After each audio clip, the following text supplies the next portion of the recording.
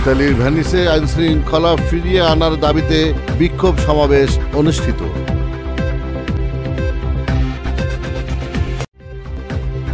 আপনারা দেখছেন প্রবাসী সংবাদ।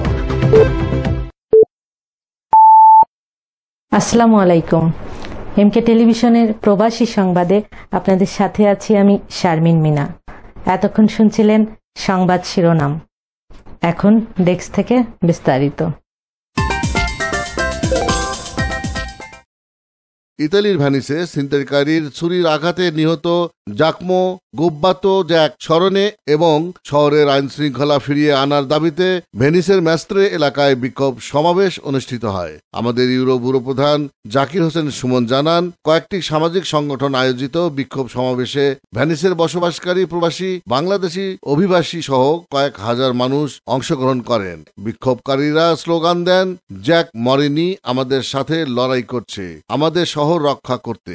গেল 20 সেপ্টেম্বর ইতালির ভেনিস ম্যাস্ত্রের কর্সো দেল পপলো নামে সড়কে কয়েকজন ছিনতাইকারী একজন জাপানি পর্যটক নারীর উপর হামলা আক্রমণ করে এবং তার ব্যাগ ছিনিয়ে নেওয়ার চেষ্টা করে। এ সময় ওই নারীর চিৎকারে কয়েকজন যুবক এগিয়ে আসে এবং ওই নারীকে রক্ষা করার চেষ্টা করে। ছিনতাইকারীরা ততক্ষণ এলোপাথারি ছুরির আঘাত করলে 26 বছর বয়সের জ্যাকমো গোবাত্তো জ্যাক নিহত হন এবং তার বন্ধু সেবাস্তিয়ানো বেরগামাসোকি আহত হন।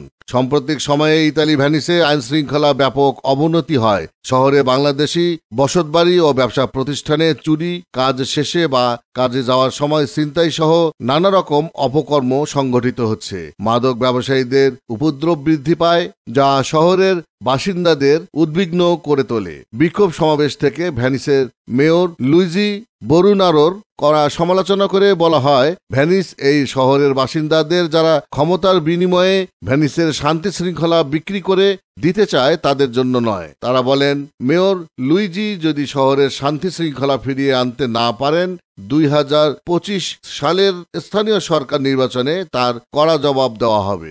বিক্ষোভটি ম্যাস্ত্রের ট্রেন স্টেশন থেকে শুরু হয়ে শহরের প্রাণকেন্দ্রে পিয়াসো ফেরেতেও গিয়ে সমাবেশের মাধ্যমে শেষ হয়। আগামীকাল 30 সেপ্টেম্বর সোমবার নিহত জ্যাকের অন্ত্যেষ্টিক্রিয়া অনুষ্ঠিত হবে বলে জানা গেছে।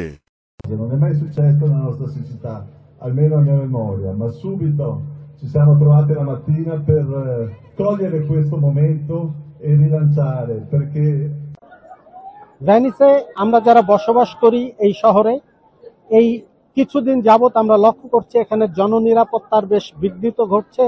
বিভিন্ন ক্ষেত্রে বাসাবাড়িতে চুরি হচ্ছে, পথে ঘাটে মানুষকে ছিনতাইয়ের শিকার হচ্ছে, মানুষের নিরাপত্তা বিঘ্নিত হচ্ছে।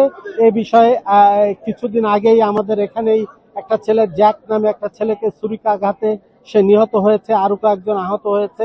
এ বিষয়ে আজকে ভেনিসের নাগরিকরা, ভেনিসের বাসিন্দারা বিশাল ম্যানিফেস্টেশন করেছে, অর্থাৎ প্রতিবাদ মিছিল করেছে।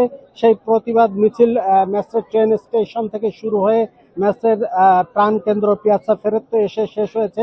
এখানে আমরা সবাই বাংলাদেশি কমিউনিটির অনেক মানুষই এই ম্যানিফেস্টেশনেতে অংশগ্রহণ করেছে। বিভিন্ন প্রবাসী অভিবাসী কমিউনিটির লোকজন, ইটালিয়ানরা ব্যাপক অংশগ্রহণ করেছে। এখান থেকে আমরা সোচ্চারভাবে দাবি জানিয়েছি ইতালীয় প্রশাসনের কাছে যে এই শহরের প্রত্যেকটা মানুষের নিরাপত্তা নিশ্চিত করতে হবে। ইতালির ভেনিসে 20 তারিখ একটি হত্যাকাণ্ড ঘটেছে।